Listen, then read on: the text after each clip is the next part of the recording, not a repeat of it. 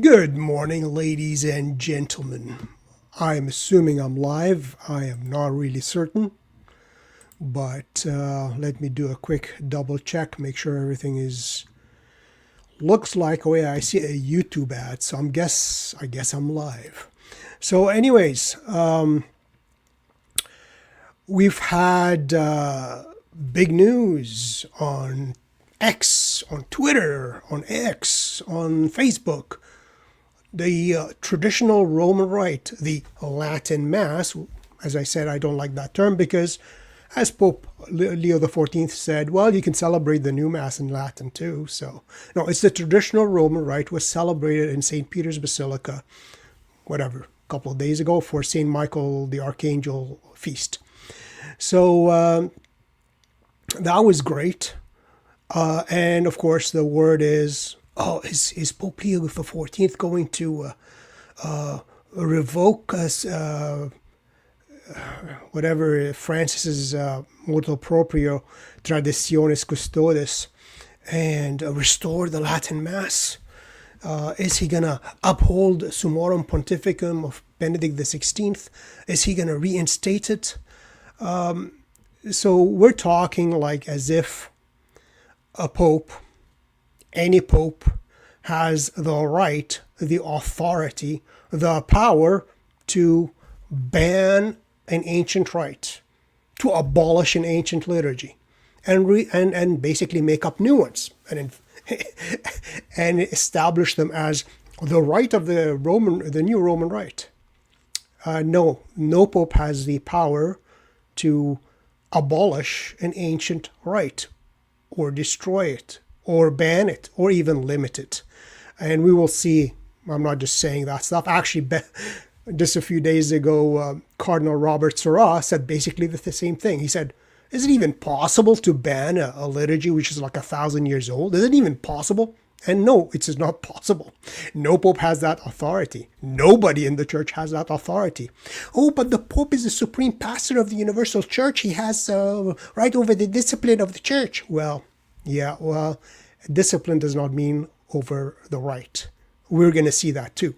And I've mentioned all of these points previously in several other videos, but in short, no pope has the right or the power or authority to ban or even limit the ancient liturgies, the ancient Roman Rite or any ancient apostolic rite. And if he does so, he becomes a schismatic. In fact, if maybe materially, if maybe not de jure, by law, but in fact, by the mere fact, he tries to ban an apostolic rite. And what we're going to do is go through, I'm going to show you here.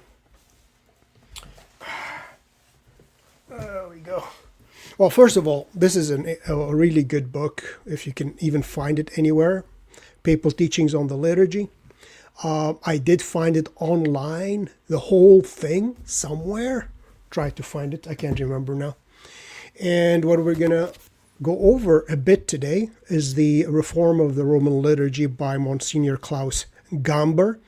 This is out of print at the moment. It's Problems and Background. This is the English edition. The French edition, the original French edition, has a preface, an introduction by then Cardinal Ratzinger, who became Pope Benedict XVI. So, and in it, it's a devastating critique of the liturgical reform. And in that book, since Cardinal Ratzinger, the head of the Congregation for the Doctrine of the Faith, his introduction and his high praise of Klaus Gamber basically endorses what Klaus Gamber is saying, which is that the Roman Rite has been totally destroyed. And that, Klaus Gamber quotes theologians, which I'm going to mention, which say that no pope has the authority. Actually, even no pope has the authority to change a local liturgical rite. So let's get into it. Let's kind of close this one. Is kind of just annoying me. All right, so let's see how we do this again. Let's see, share this tab. Let's see if you can see this. Well, let's do full screen for you. Actually, even let me know. That doesn't make any difference in size. This is the PDF version of. Yeah, you can find this whole book on archive.org, the Reform of the Roman Liturgy, and then you can download it or see it either as a PDF or as a text. I'm going to do the text so it's easier for us to read here. But this is the preface to the French edition of Cardinal Joseph Ratzinger, Benedict XVI, when this book was first published. We're not going to look at the PDF because it's just kind of harder to see. And so we're going to do the text version so you can actually see what we're talking about. And we're going to discuss as well, again, before we go into it, Summorum Pontificum, Benedict XVI himself says in 2006, was it, or whenever it was issued, that the Roman Rite, the traditional Roman Rite, the Missal of John the 23rd of 1962 was never abrogated, meaning forbidden, as if a pope has that power. But again, he's stating that it was never abrogated, so it was legal. It was always legal to use when it was supposedly banned.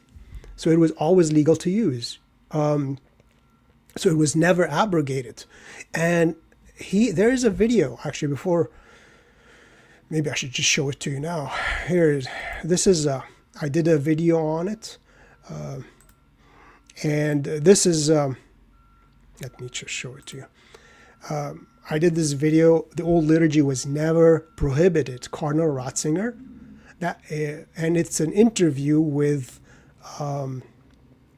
Raymond Arroyo of EWTN, where in 2003, where John Paul II was still alive. So under the pontificate of John Paul II, Cardinal Ratzinger, later Benedict XVI, explicitly states that the ancient rite was never prohibited and was never abrogated, was never banned, was never abolished, as if it could. And it was legal. It was just talking about how we can fit it into the life of the church. But it was never banned, because no pope has that authority. No pope, what was sacred previously is still sacred today, as Benedict XVI himself said. And actually he says that in 2003, even before Summorum Pontificum. So it was never banned, even by Paul VI of unhappy memory, the destroyer of the Roman Rite. So from 2003, Benedict XVI said it was never prohibited. Even basically John Paul II is saying that. He repeats it in 2006. So when Jorge,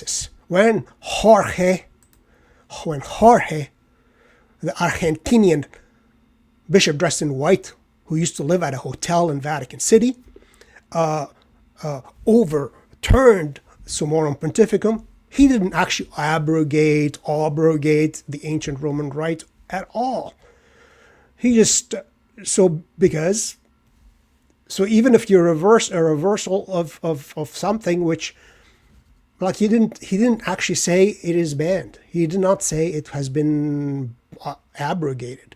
So even if you assume his acts as are pontifical in nature, he still didn't do anything. So even under Jorge, the ancient Roman Rite was never abrogated. So, maybe I should, where am I here? Let me see. Oh, okay. So yeah, if you're interested, watch this video, because he talks about heresy, novelty, all kinds of things, and the ancient Roman Rite was never abrogated, with Raymond Arroyo of EWTN in 2003. So, and then he repeats it in 2006 in his Summorum Pontificum document.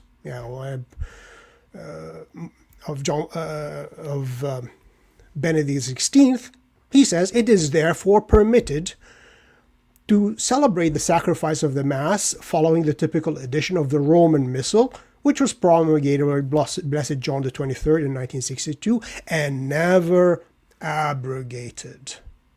Never abrogated, meaning it was never forbidden, never banned, as if a pope has the authority to ban a 1,000-year-old liturgy. Now, and as I mentioned previously, Cardinal Robert Sarah, just a few days ago, September 12th, 2025, in an interview with Avenir, in Italian, I think. And we're just going to go to what we're interested in, which is, in this case, the liturgy, the rite. He says, a rite. Now he's speaking about the traditional Roman rite, the real Roman rite. He says, a rite, moreover, is not composed at a desk. Oh, it is not composed at a desk. But that is how the Novus Ordo Missae and the whole Novus Ordo, the whole liturgical reform of all the sacraments, including the pontifical for the ordinations and all the rest of it, and the book of exorcism, everything was composed at a desk by liturgy experts. Ignore the 2,000 years of tradition, and they're the experts who understand better than everybody else. So, yeah, the whole Novus Ordo, the whole liturgical reform was composed at a desk. Yes, but of course, as Cardinal Sarah says, a rite, moreover, is not composed at a desk. Well, yes, that's why we have the fake Roman rite, the rite of Paul VI, but is the fruit of theological and cultic stratification and sedimentation. I wonder, so it's not just me saying it. Well, I'm not saying it because it is clear from light of day, and go try to ban the rite of the Coptic Orthodox Church and replace it with a different one. Do you think anybody's going to accept it? No. All right. Okay. I wonder if it is possible to ban a rite that is over 1,000 years old. I wonder if it's possible. It's not even possible, really. Finally, if the liturgy is also the source for theology, and I've mentioned that previously in my other videos, when we're talking about scripture and tradition. Yeah, scripture is clear. What is scripture? Okay, all of the scriptural books in both Old and New Testaments, which are inerrant and they're divinely inspired, as Vatican II itself says. And they have God for their author, as Vatican II says. I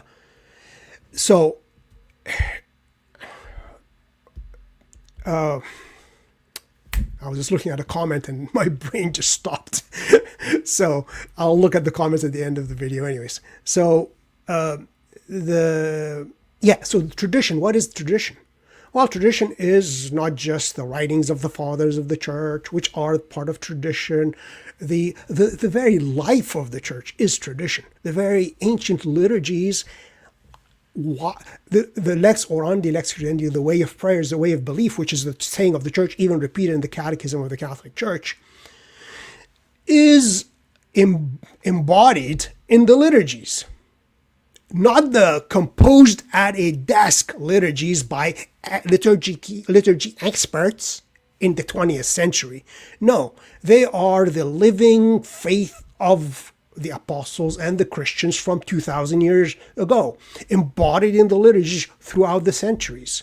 The liturgy, as this book actually probably, I read it again, Papal Teaching on the Liturgy, has the faith. Sometimes you can't even find do Christians believe in, let's say, purgatory? Oh, well, let's interpret the scriptures and, burning as wood and the ash, going through fire. Oh, that's easiest thing to see is what happens. How did Christians believe? What prayers were used for 2,000 years, for 1,500 years, throughout the different rites and liturgies throughout the world? Yes, they all prayed for the dead. They all offered liturgies and masses for the dead. They asked for the repose of their souls. They asked for God's mercy upon them. So obviously, there's a state of being that is different than heaven and hell. Heaven, you don't need any prayers. Hell, you're damned. Your prayers are useless. So there is a state of being which is not heaven and hell, a state of purification. So the liturgies pass on the faith. So it is part of the faith. So that's why Cardinal Robert Sarah says, which is absolutely true, is what he says. Let's turn off the phone here. All right. How can we deny? Okay. I wonder if it is possible to ban a rite that is over 1,000 years old. Finally, if the liturgy is also a source for theology. Not as if it is a source of theology. Not, of course, the newly composed rite at a desk in the 1960s. How can we deny access to the ancient sources? So, this is Cardinal Sarah. You cannot deny access to the ancient sources. You can't tell people, oh, sorry, you can't read the fathers of the church because they had a different ecclesiology than what we do now. And they have a preconciliar ecclesiology and a preconciliar discipline. So their thoughts and their theology and their understanding is garbage because we're so much smarter these days. No, you can't do that. This cuts you off from apostolic tradition, from the faith of the apostles handed down through the centuries. You become a schismatic, if not a heretic. So what else did Cardinal Robert Sarah say before we go into, as I said, that book? I'm just setting the stage here. Let's see here. Okay, he did another interview. That was, again, in September, like very recently. That was a bit of older. So it is January 22nd, 2025. Still, let's bring it up for you. Still, of course, very clear. So it talks about a diabolical project against the Latin Mass. Again, I don't like that term.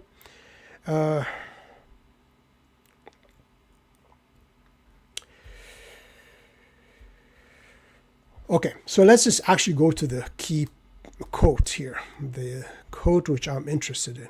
Hence, they're talking about the possibility, the rumors of banning the ancient Roman Rite, as if any pope has that authority. The theologians, Klaus Gamber, and quoting the various theologians, talk about a pope becoming a schismatic if he decides to ban the ancient liturgies and replace them with new creations, which is exactly what happened after Vatican II.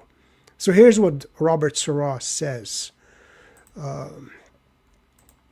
Hence, the plan to definitively abolish the traditional Tridentine Mass, a rite that dates back to St. Gregory the Great, a liturgy that is almost 1,600 years old, a Mass celebrated by many saints, and he lists a bunch of them. This project, if it is true, seems to me to be an insult to the history of the Church and to sacred tradition. Insult or assault, I'm not sure this is an automatic translation. A diabolical project that seeks to break with the Church of Christ, the apostles and the saints.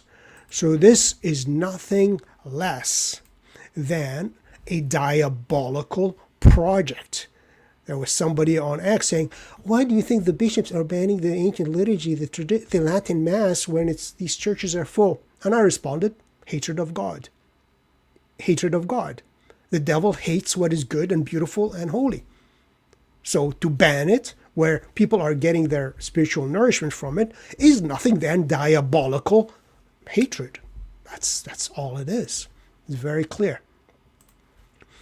So, again, I'll repeat it. So, to wanting to ban the traditional liturgy, traditional Mass, and the traditional rites for all the sacraments, it's not just the Mass, is a diabolical project.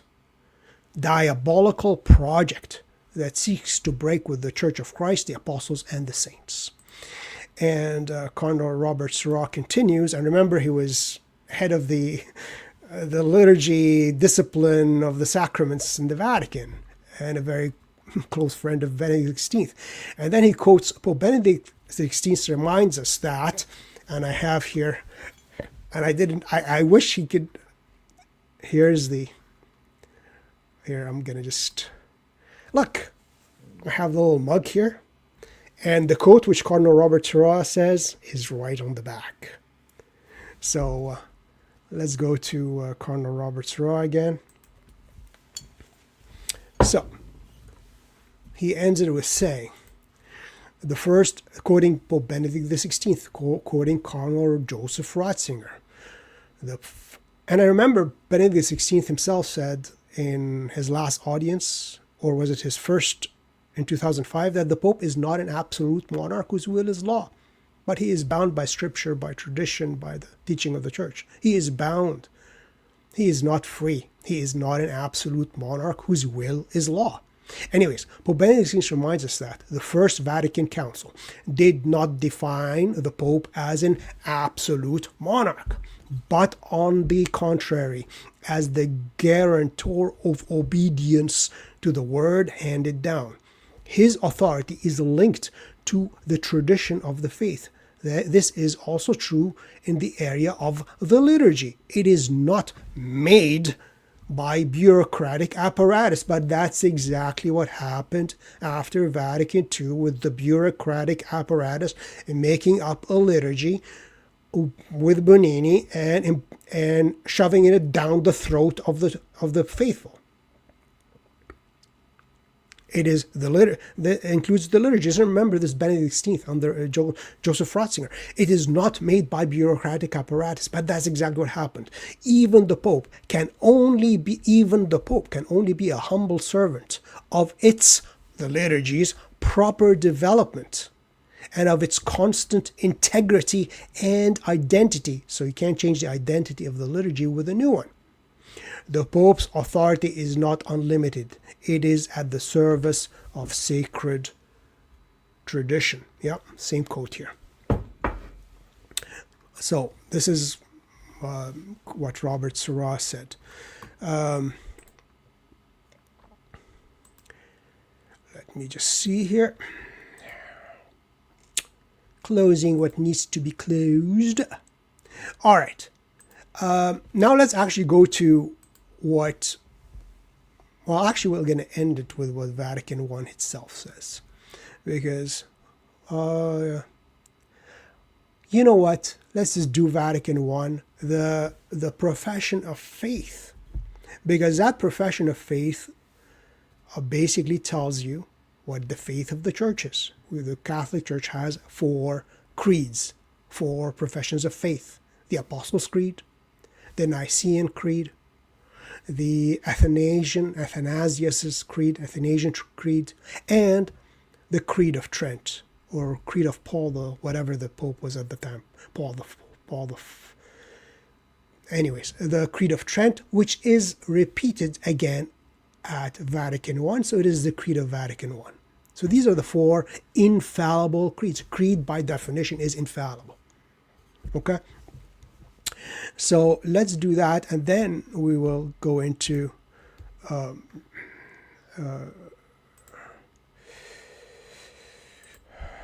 let's see here. Yep. All right. So the First Vatican Council. So here's the creed, the profession of faith of Vatican I, which repeats the Creed of Trent. And this creed was not just said by the other bishops, but the Pope himself says it. And actually he says Pius IX says, I swear by this creed. So even Pius, the I am tradition Pope, he himself submits himself to the creed of Trent, the creed of Vatican I. So let's have a look at just again the main session. So session 2 and 6 January 1870, profession of faith. This is a profession of faith. I, Pius, who is the Pope at that time, Pius IX, Bishop of the Catholic Church, with firm faith, believe and profess each and every article contained in the profession of faith, which the Holy Roman Church uses, namely, I believe in, and then, number 2, apostolic, and this comes actually from the Council of Trent itself, which I'm not going to go to itself. Apostolic and ecclesiastical traditions and all other observances and constitutions of that same church, I most firmly accept and embrace. So, Pius, the Supreme Pontiff, swears an oath, part of the creed, part of the profession of faith, that he will hold and embrace and profess all apostolic and ecclesiastical traditions. So, let alone the actual rites. So, apostolic and ecclesiastical traditions and all other observances and constitutions of that same church, I most firmly accept and embrace. So you have to accept them. A pope must accept and embrace the apostolic and ecclesiastical traditions. He is not the master of tradition, he is the servant of tradition. He is the upholder of tradition, not its maker. Likewise, this is about scripture. Okay. And number 5, I, again, Pius, the Pope, likewise receive and accept the rites. So he receives the rites. He does not make new rites and rejects and replaces the rites he received. No, he doesn't do that. He's not supposed to do that. It's part of the creed. It's part of being Catholic is to receive and accept the rites, meaning the way things are celebrated of the Catholic Church, which rites? Newly composed ones made by committee? No. Which rites are we talking about here? Which have been received. Which have been received, meaning I didn't make them up. I received them and approved in the solemn administration of all the aforesaid sacraments, so all the 7 sacraments. This is part of the faith. And the creed ends, this true Catholic faith, outside of which none can be saved, which I now firmly profess and truly hold. This is Pius the IX. So this is what I, the same Pius, promise, vow, and swear. So help me God that these holy gospels, so help me God and these holy gospels of God. So this is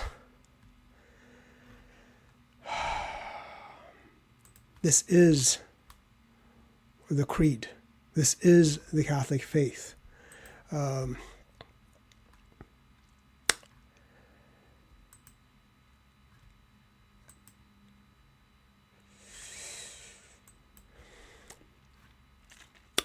So, I know it's taking me a while to get into the book, but that's the way it is. That's the way it is. Now, before we go into this introduction by Ratzinger and some of the info about that the Pope has no authority, zero authority to ban or limit a traditional rite. In fact, he would become a schismatic. And in fact, these same theologians say a pope not only becomes a schismatic, but loses the papacy. So if you don't want to go that far, well, if you're a schismatic, how can you be pope? If you're in schism against the church, you cannot be part of the church. Anyways, So let's actually go with the creator of the new rites of the church, not only the Mass, because here it will be talking about the rite of the Mass, the Mass. But remember, all the sacraments and all the rites have been revised and updated on a desk by bureaucrats, by committee, and shoved down the throat of the church. And they tried to ban the ancient liturgies, which of course they cannot do. So let's see what Paul VI, of unhappy memory, the destroyer of the Roman Rite, had to say in two audiences in 1969. 1969. Let's have a look. So I'm not going, I did 2 videos on this, going through almost every word of it. I'm not going to do that now, just sharing that what we have now, your regular Mass, your regular Sunday Mass, is not the Roman Rite.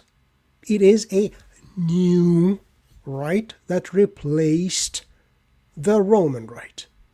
Let's call it maybe the Rite of Paul VI, or Rite of Annibale Bonini, the creator, the bureaucrat who fabricated the liturgies of the church. Okay, so we can do it either way. So let's actually see what Paul VI has to say. The Mass is the same. So this is from Paul VI. I think November, let's see what the date is. November 27th. Oh, there's another one. Where is the other one? This one is, I think, earlier. Let's see. November 26th. Oh, November 26th. This is, first one is, November 19th, 1969. November 19th, 1969. What does Paul VI? I'm not going to read the whole thing. He talks about the introduction of the liturgy of the new rite of the Mass, the new rite, blah, blah, blah. This change, so for those who say, well, these are minor changes, tweaks in the Roman Rite. If it was just changing the language of the liturgy, okay, well, whatever. At least even that's a loss, but it's not a tweak. It's not a minor change. Paul VI himself says this change has something astonishing about it, something extraordinary. It's not a little thingy. It's a new rite. It is an astonishing thing. It is an extraordinary thing. It is an innovation, as you can see. An innovation, a novelty, an innovation. And he says that it has been thought out by authoritative experts of sacred liturgy. So the liturgy was fabricated by bureaucrats at a desk, replacing the real Roman. So he tells you it was fabricated by authoritative experts who made them authoritative. And we know, of course, now how much we trust experts in anything these days. And then he says, again, these are Paul VI's very own words. The Mass of the new rite. And it's not only, as I said, the Mass, it's all 7 sacraments and all the blessings and even the rite of exorcism. The Mass of the new rite. Again, the new rite, just as they were in the old. So we can see the clear contrast between the new rite and the old. The real Roman Rite, the fake Roman Rite, and the traditional Roman Rite. In the new rite, you will find blah, blah, blah. And he calls this new rite what? This innovation. This innovation. That's what Paul VI says. And there's another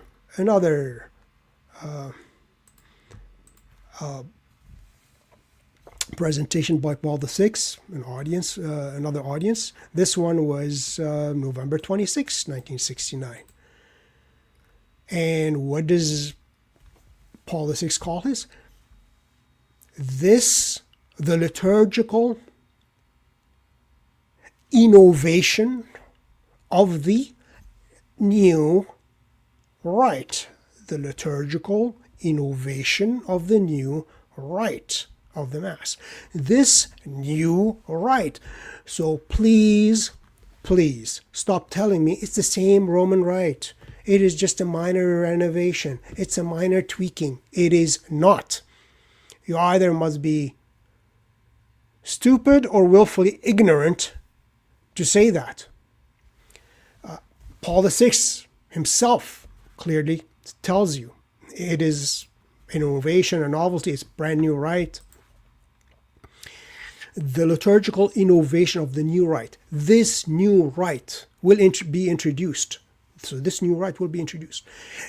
Number 2, a new rite of the Mass and of all the 7 sacraments actually. A change in the venerable tradition that has gone on for centuries. So it's a clear change. It is not a minor tweak. It is not a minor updating.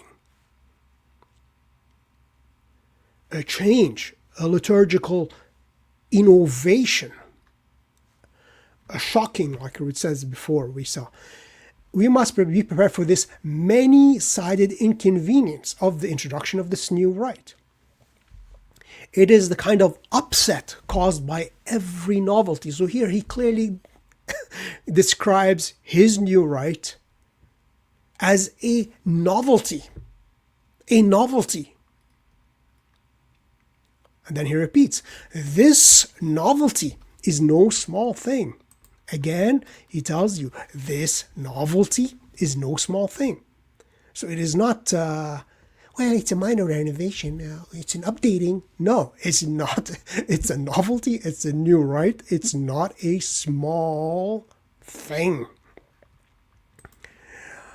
And it's a nuisance. And it is an innovation.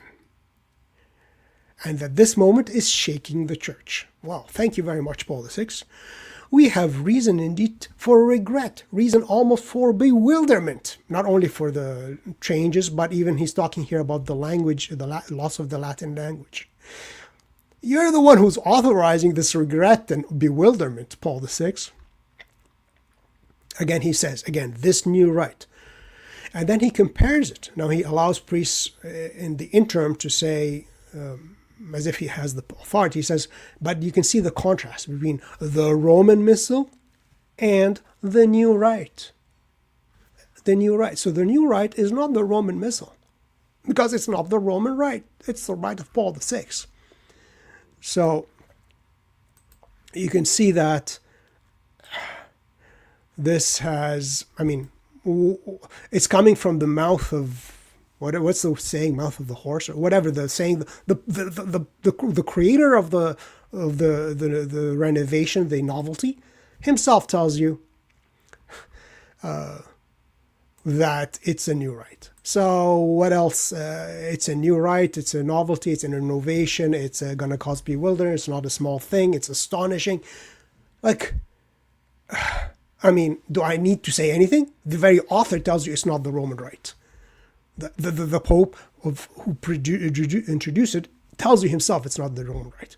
Now, finally, let's get back into, does the Pope have a right to change? As I said, I cut it short from the beginning. No Pope has the authority to limit, let alone ban the ancient liturgy, as Cardinal Sarah himself said just recently in September. Let's see here. And we said we're going to go through the introduction of the preface to the original edition of Monsignor Klaus Gamber's Reform of the Roman Liturgy, which you can find on archive.org. You can see it as a PDF. What I'm interested in now is the preface from the original French edition of Cardinal Joseph Ratzinger. So we're going to go through the text version instead of the PDF version, just because it is easier to read. Okay? And it's easier than me looking at my book all the time. All right, so let's see what actually Cardinal Ratzinger, which is, Benedict XVI, under John Paul II, had to say about this book and Monsignor Klaus Gamber himself. So the name of the book is Reform of the Liturgy. It's Problems and Background. So the preface of the French edition by Cardinal Joseph Ratzinger, later, of course, Benedict XVI. So what does Cardinal Ratzinger, under John Paul II, later Benedict XVI, had to say? And remember, Benedict XVI, unlike Jorge Bergoglio, was at Vatican II. He was one of the more progressive experts at the council. So he knows exactly the council in and out. So let's see what he actually has to say in his preface to Klaus Gamber's Reform of the Roman Liturgy, is Problems and Background.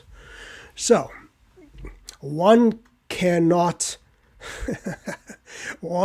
manufacture a liturgical movement, but that's what has been attempted.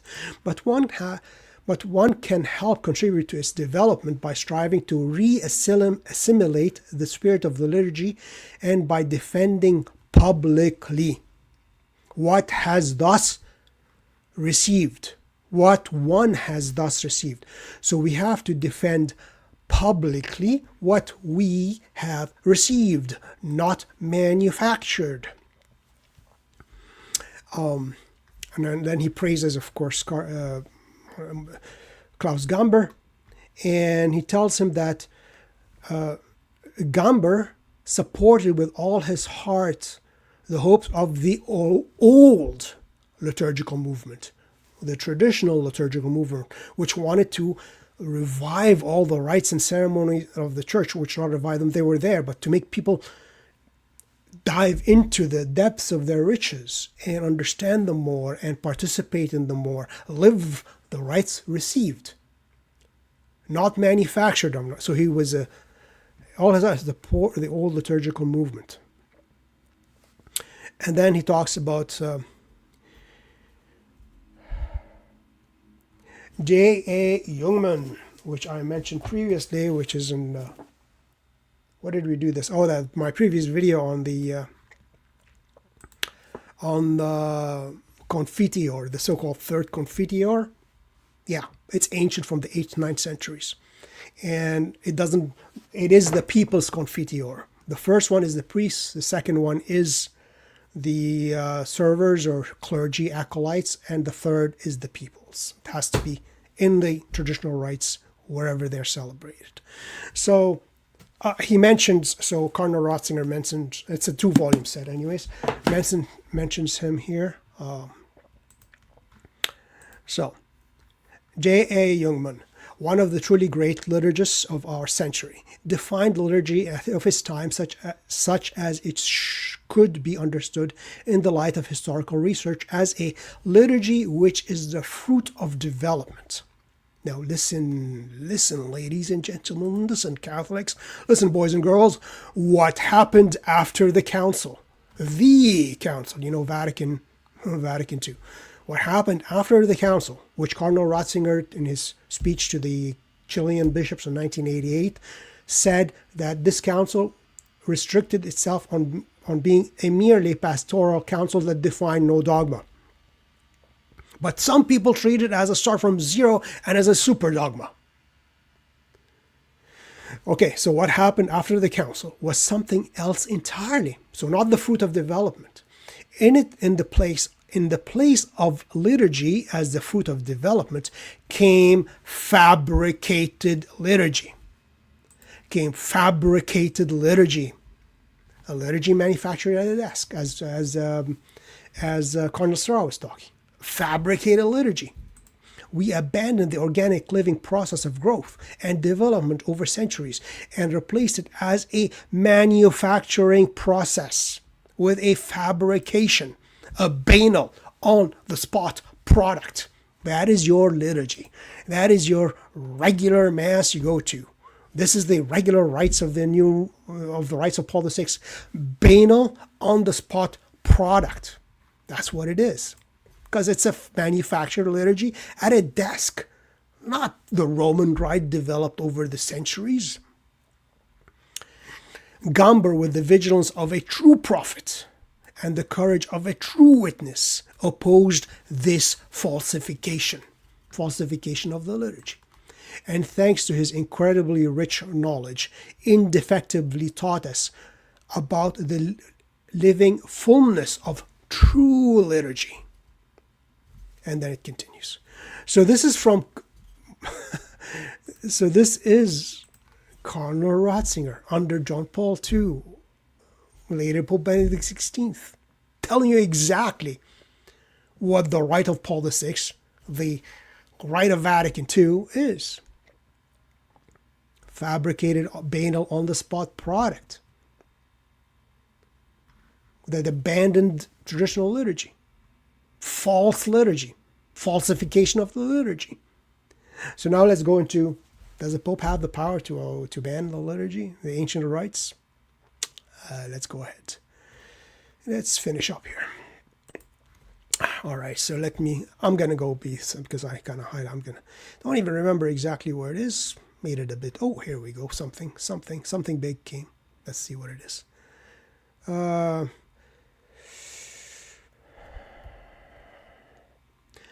Tradition and local customs have always shaped liturgical worship. Yeah, it's not some manufacturing product. Tradition and local customs always decided liturgical worship. Now, the root causes of the debacle of modern liturgy. So, what happened with this? But this debacle has turned out to be a liturgical destruction. And later in the book he says the Roman Rite has been completely destroyed. This has been turned out to be a liturgical destruction of startling proportions. A debacle worsening with every passing year. Now we want to have the Mayan Rite, the Zaire Rite, the Amazonian Rite, but the traditional Roman Rite, well, that's horrible. That's anti-conciliar, Instead of the hope for renewal of the Church and of Catholic life, we are now witnessing a dismantling of the traditional values and piety on which our faith rests. Because he mentions again further that the liturgy embodies the faith. You change the liturgy, you change the faith.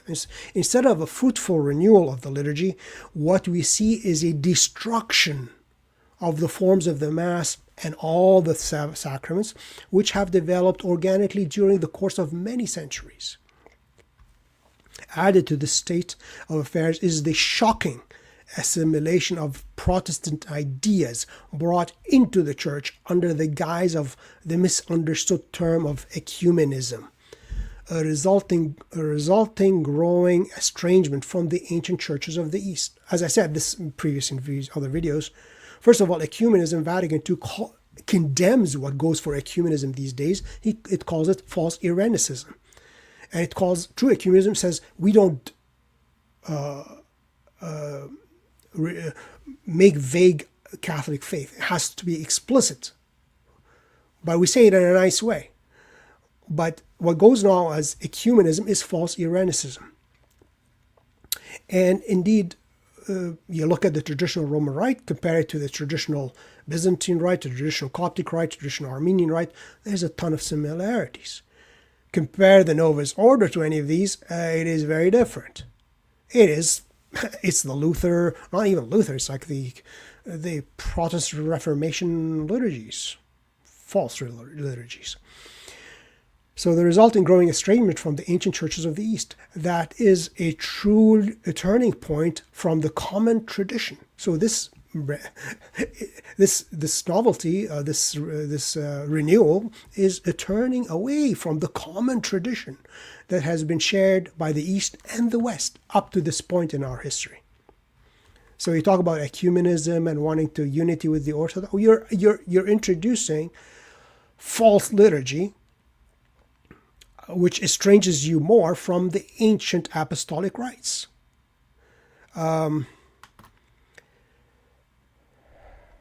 Okay, now talk about Trent, because a lot of people say, well, is Pius V introduced a new rite, the new rite of Trent, the Tridentine Mass. That's a false statement, calling it the Tridentine Mass.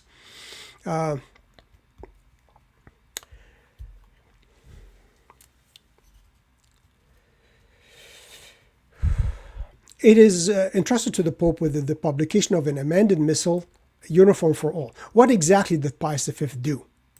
And I have already said he took the missal, Pius V took the missal already in use in Rome and in many other places, and he improved it, especially by reducing the number of feasts of the saints. Did he make this missal obligatory for the whole church? No. He even respected local traditions, only 200 years old. Such a tradition was sufficient to free a diocese from the obligation of using the Roman Missal. And Pius V did that because he didn't want any newer ones, which heresy might have crept into these missals. So even a 200-year-old rite was exempt. We're all Roman Catholic, but they were all the different rites of the West. Nobody was obliged to obey, be bound by the rite, by the same Missal of Rome, the Diocese of Rome, which was just kind of corrected in certain places. And I mentioned this previously, he mentions this here, to show you the limit of papal authority. He talks about the 2nd century, where in many places, including the West, the feast of the Easter was moved in the liturgical calendar, i.e. it was no longer celebrated on the same day as the Passover of the Jews. This change almost resulted in a schism with the Church of Asia Minor. And that's actually, I have a video on Pope or the East or the tradition, I can't remember what it's called.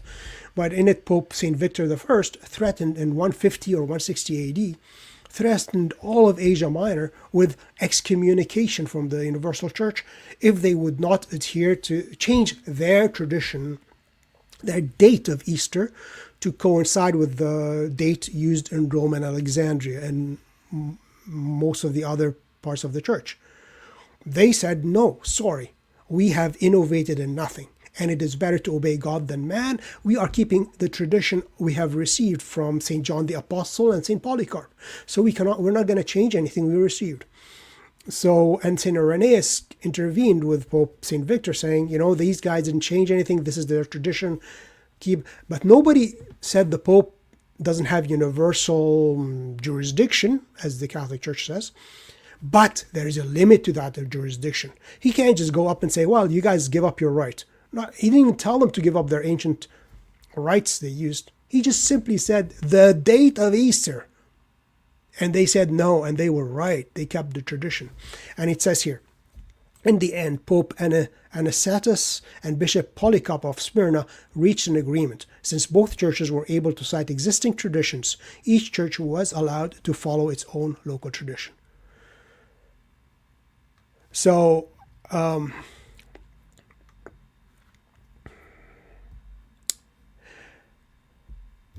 as far as we can tell, the developments were always organic in nature about the different, never breaking with tradition, and with no directives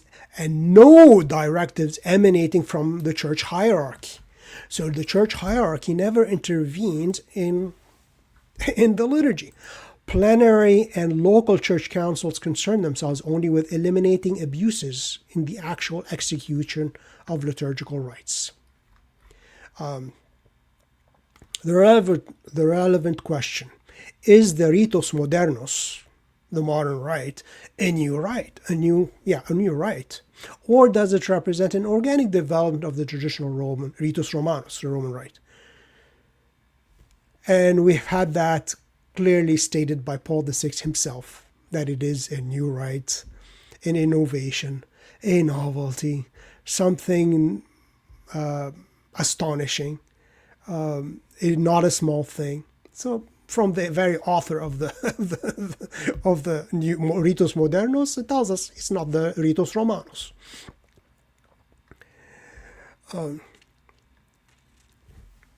So, to change any of its ecclesiastical elements is synonymous with the destruction of the rite in its entirety.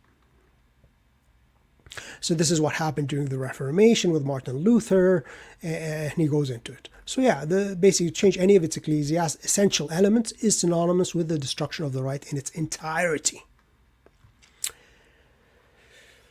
With this background information, we are now ready to deal with the real question. The real question,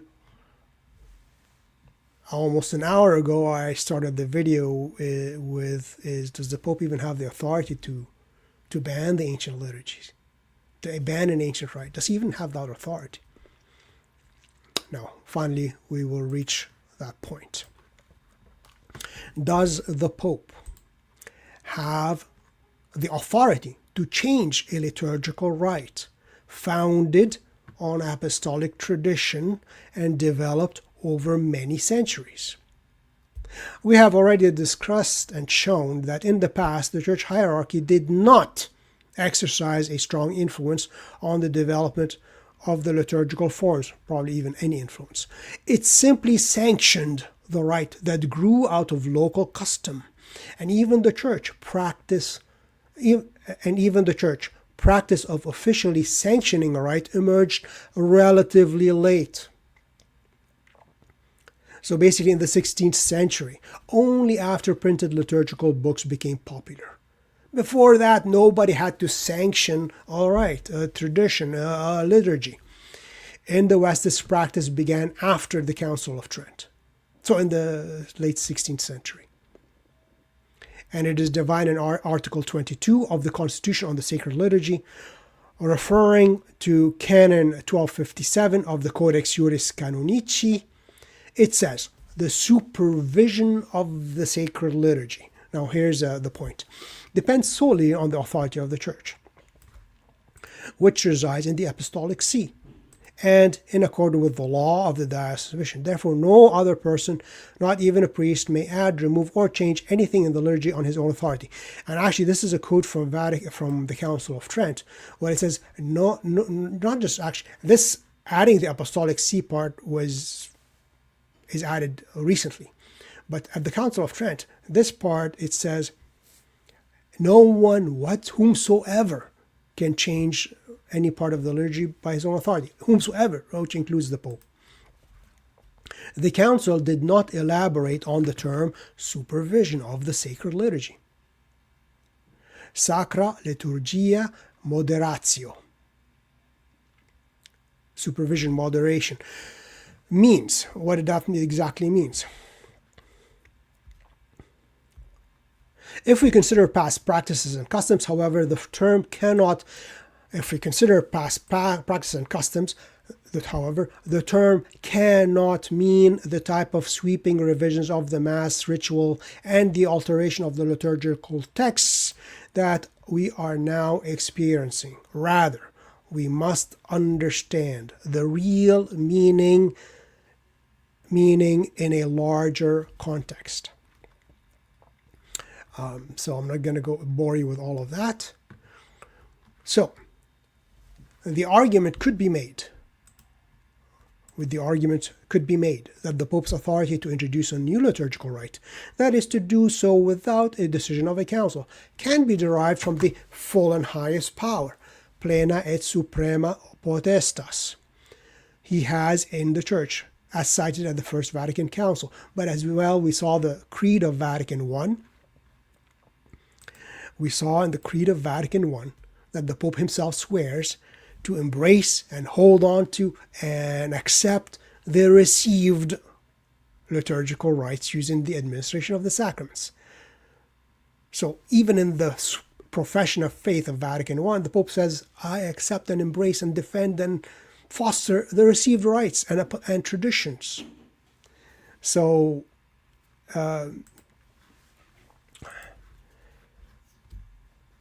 so it doesn't even really have to do with anything with that. So it says again, I'm going to read this part again. Can be derived from the full and highest power, plena et suprema potestas, he has in the Church, as cited in the First Vatican Council, i.e. the power over matters quae ad disciplinam. et let's read it in English, that pertain to the discipline, which is basically, that's people say, oh, it's the liturgy. No. And rule of the church spread out over the whole world. However, remember the great praise Ratzinger, head of the Congregation for the Doctrine of the Faith, gave Klaus Gamber. We've already seen that. However, the term disciplina in no way applies to the liturgical rite of the Mass, of the other sacraments. The term disciplina in no way applies to the liturgical rite. So trying to give the Pope a power he does not have. Particularly in light of the fact that the popes have repeatedly observed that the rite is founded on apostolic tradition. For this reason, the rite cannot fall into the category of discipline and rule of the church.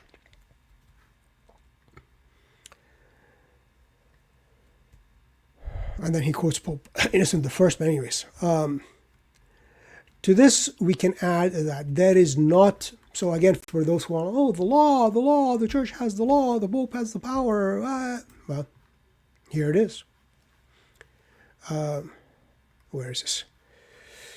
To this we can add that there is not a single, not even one, not even a single document, including the Codex Iuris Canonici, the whole body of canon law, in which there is a specific statement that the Pope, in his function as the supreme pastor of the church, has the authority to abolish the traditional liturgical rite. In fact, nowhere is it mentioned that the Pope has the authority to change even a single local liturgical tradition. This shows you the limits of papal authority. He doesn't even have, there is not even a single canon in all of church law that gives the Pope the authority to change even a single local liturgical tradition. The fact that there is no mention of such authority strengthens our case considerably. There are clearly defined limits to the plena et suprema potestas, the full and highest powers, or full powers, of the Pope. For example, there is no question that even in matters of dogma, he still has to follow the tradition. He can't come up and just change baptism is not necessary, don't bother. The Mass is not really a sacrifice, it's just the upper room meal. Well, he has the supreme power and highest power and authority and potestas and whatever. No. Even in matters of dogma, he still has to follow the tradition. And as I said, the liturgy embodies dogma of the universal church. That is, as Vincent of Lerins says, which of course Francis Jorge Bergoglio attempted to subvert. He quotes the exact opposite of St. Vincent says. Anyways, what has been believed, quod semper, quod ubique, quod ab omnibus, by always, everywhere, and everyone. In fact, there are several authors, and these are not just any authors, they are prized by the Catholic Church as authorities, who state quite explicitly that it is clearly outside the Pope's scope of authority to abolish the traditional rite. I mean, we have the Creed of Trent and the Creed of Vatican I says the Pope has to embrace the received rites, not abolish them. Thus, the eminent theologian Suarez. Before we do that, we do that. And I mentioned this previously. We're going to quote him because we're pretty much close to the end right now. From back in the days of Father Gruner and the Fatima Crusader and Father Paul Leonard. Remember these days, if you were back then following these things? So Paul Leonard had a Let Us Have the Traditional Mass, a two-part series. And in it, in the here in the footnotes, he talks about the theologians, which Suarez is, he mentions him and is recoded by Klaus Gamber here, basically saying a pope would become a schismatic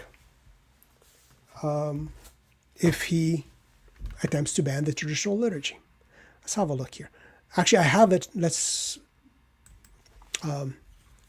see if I can actually show it, or can I? Let's see if I can show these things or not. No, I can't. I'm going to read you. Unfortunately, I cannot show you. I'm going to show you what Klaus Gamber himself quotes, but I'm going to quote first what Father Leonard says, and then we're going to quote, because I just actually did print it out so I can actually share it with you. Here we go. Let's see here. All right. So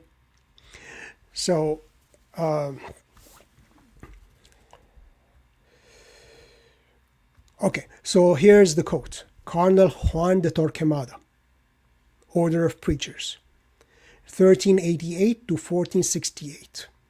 In two of his posthumously published documents, Commentarii in Decretum Gratiani, the Gratian Decrees, published in 1519, and Summa de Ecclesia, published in 1489, wrote.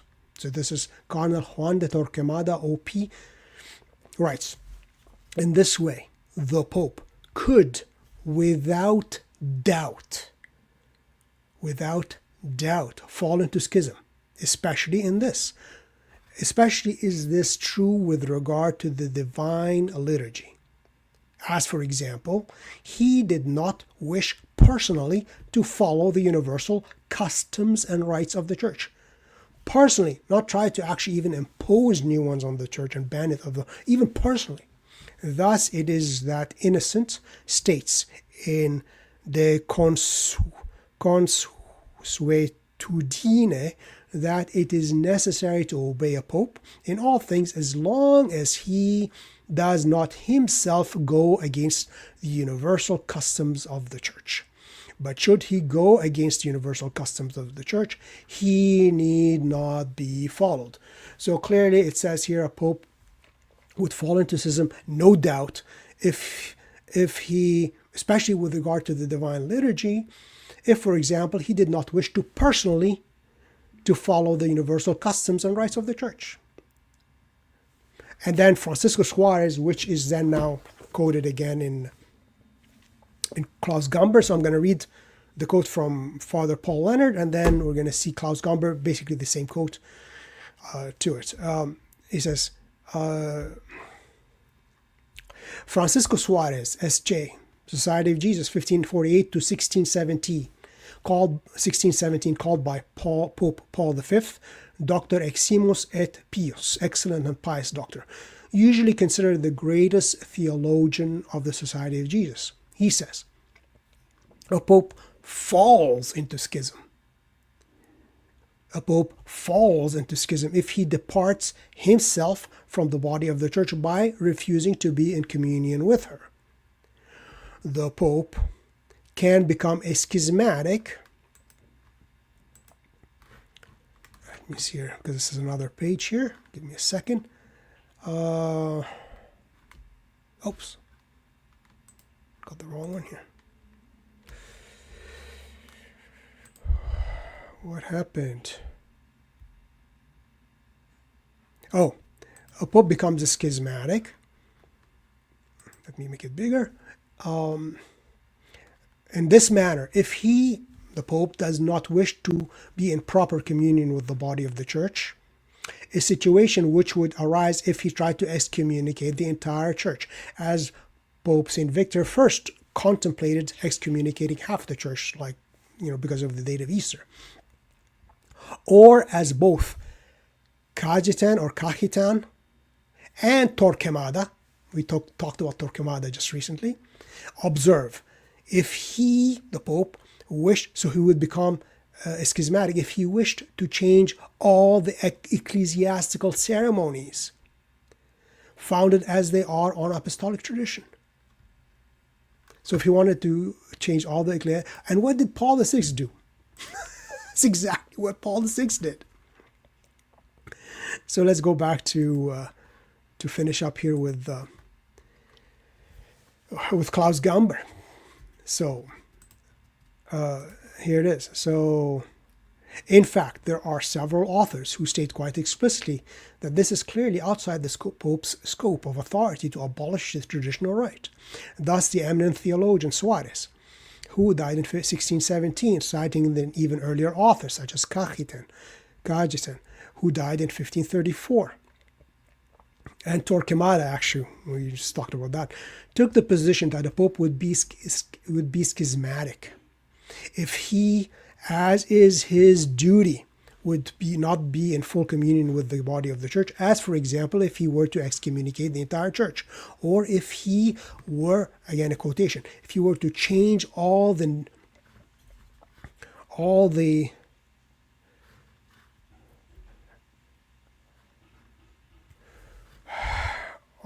this is kind of a misspelling here, all the now what has been handed down in the church.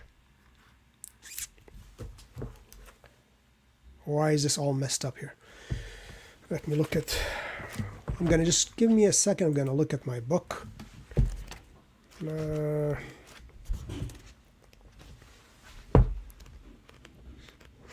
It's basically the identical code of Father Paul Leonard, where if he wanted to change all the rites and ceremonies of the church. Oh, here it is. Okay. If he were to excommunicate the entire church, or if he were to change all the liturgical rites of the church that have been upheld by apostolic tradition. So this is what it says here in this book. So if he wanted to change all the liturgical rites of the church as oh, this is a different quote. Oh, here it is. This is a quoting Pope Vigilius, sorry. Liturgical rites of the church have been handed down by apostolic tradition. So this is the quote.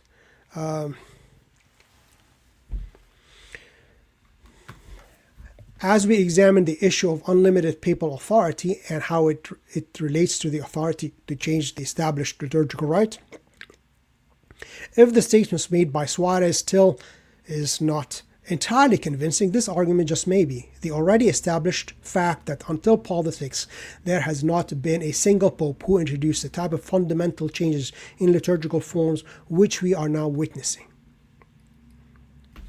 When Pope Gregory, and he gives the example here that it shows you even Pope Gregory the Great, who died in 604, decided to follow the Byzantine rite by moving the rite of breaking the bread from the end of the canon Missae to the beginning of the rite of communion. The introduction, this minor change only for the city of Rome, just for the city of Rome, nothing else. This change was sharply criticized. In a letter to the Bishop of Syracuse, the Pope was forced into the position of having to defend it and on some other minor liturgical changes he also made. In many locations, Gregory's reforms were not fully accepted until the 8th century, so two centuries later. We should point out that St. Gregory never intended the missal he has edited to be used in other than the papal liturgies celebrated in Roman stational churches. That's it. That's it. Oh, the quote from Suarez, which the reference to it is for the falling of the Pope into schism, is Tract de Caritate, dispute, whatever, number 12. Page 1. This is the reference to it. It most certainly is not the function of the Holy See to introduce church reforms. The first duty of the Pope is to act as primary bishop, episcopus, supervisor, to watch over the tradition. As Vatican I, the Creed of Trent and Vatican I says that he receives the traditions, all the rites and traditions of the church, the received rites. Her dogmatic, to watch over the traditions of the church, her dogmatic, moral, and liturgical traditions. Beginning with Trent, so we chose you, even this is kind of a novelty. Only beginning with in the 16th century, the supreme authority of the Holy See also extends the revision of liturgical texts, that is, to the review of newly printed editions, so that there's no error have crept into the printed editions, and to make such minor changes as introducing the propers of the Mass for a new feast days. That's it.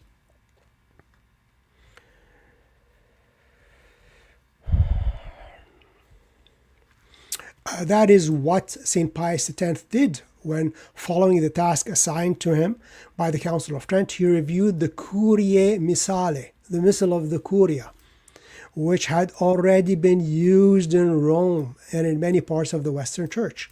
In 1570, he published it as the Missale Romanum.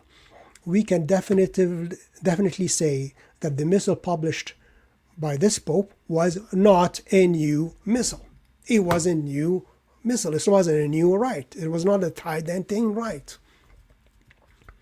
As we can also say that neither in the Roman Church nor in the Eastern churches has there ever been a patriarch or a bishop who, on his own authority, has undertaken reform of the liturgical rites. Never.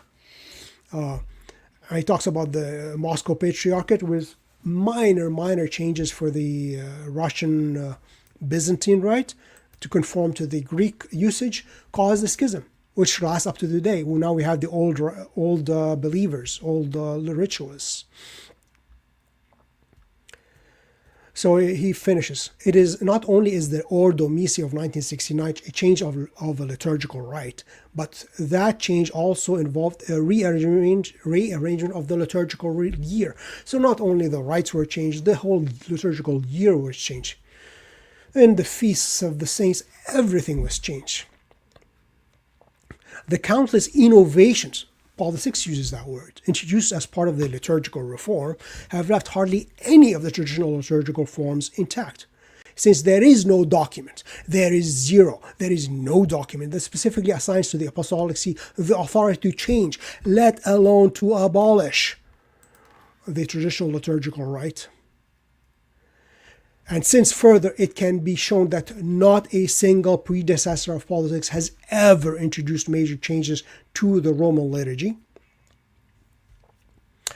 the assertion that the Holy See has the authority to change the liturgical rite would appear to be debatable, to say the least. It is not debatable. It is clear as the sun. At the same time, you can say that there is no question that the Holy See does have the authority to approve and oversee the publication of liturgical books. So, of an existing rite, and more generally to approve and oversee local liturgical traditions. Not to change them, not to ban them, not to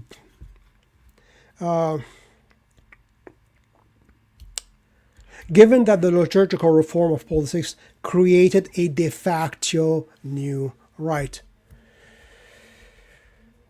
One can assert that those among the faithful who were baptized according to the traditional Roman rite have the right to continue following that rite. Just as the priests who are ordained according to the traditional ordo have the right to exercise the very rite that they were ordained to celebrate. And I think this is pretty much it. Let me see if there's anything I want to mention before we... I mean, it's a really good book. And in this book, maybe I'll do another video on it about facing of the East and facing... Because, again... Well, let's just finish it up with this. In this environment, can we really talk about the unity of liturgical rite? You know, that's what Francis Jorge, the bishop dressed in white who used to live at a hotel in Vatican City, used to say. He said, well, we're uniting the liturgical rite and the Novus Ordo. Today we are standing before the ruins of almost 2,000 years of church tradition. We cannot help being apprehensive. The numerous reforms made have damaged the church tradition to such an extent that it will be difficult to bring it back again. Today, dare we even ask whether, after such a deconstruction, a reconstruction of the traditional order would be possible. But one must not give up hope. And I think this is a good place to end, even though I could go further, but this is an excellent place to end. And this is from Monsignor Klaus Gomber's Reform of the Roman Liturgy, Its Problems and Background. You can find it online, full at archive.org, with an introduction by Benedict XVI, Cardinal Joseph Ratzinger under John Paul II, calling him a true prophet, a true liturgist, and basically reaffirming his everything in the book, and that the Pope, no Pope, has the authority to abolish a traditional rite. I mean, even limit or restrict that right, let alone abolish it.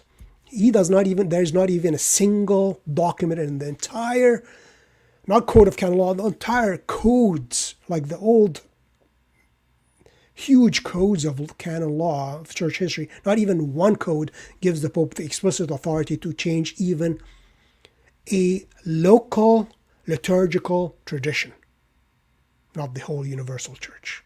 Anyways, I hope this was educational and you found something new or confirmed you in the faith.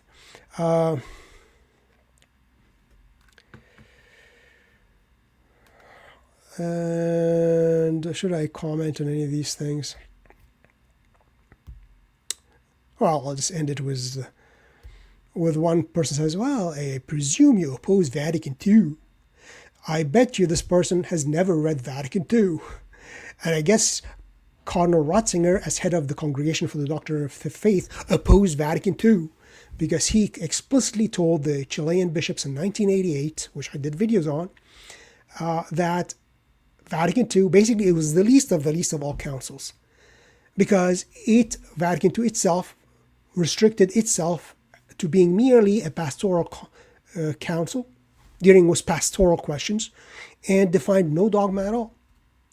And that it is not a start from zero, as a lot of people claim, and it is not a super council, but a merely pastoral council that defined nothing. So in fact, Vatican II is even authority-wise is less than a local church council which actually defined doctrine and dogma. So being opposed to Vatican II means nothing.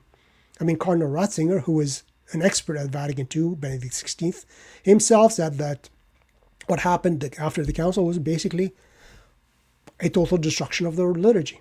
It was not what the council wanted or intended. And he was one of the main movers and shakers of Vatican II.